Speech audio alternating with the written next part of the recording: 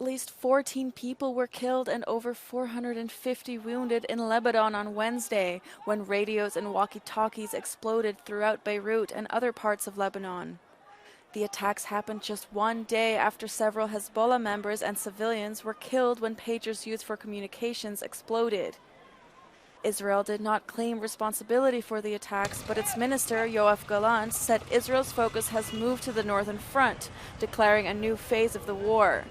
UN Secretary General Antonio Guterres said that this was a serious and dangerous development.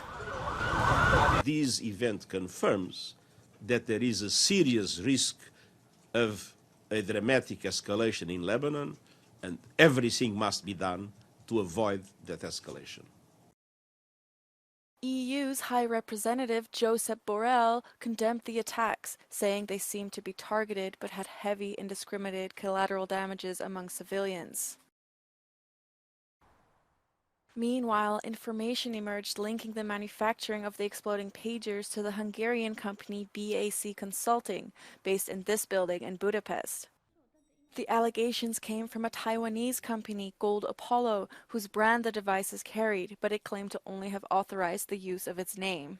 A magyar cégadatok alapján ez egy teljesen szokványos tanácsadó cégnek néz ki, amelynek nincsen gyártási profilja, egyetlen tulajdonosa és vezérigazgatója egy olasz-magyar nő.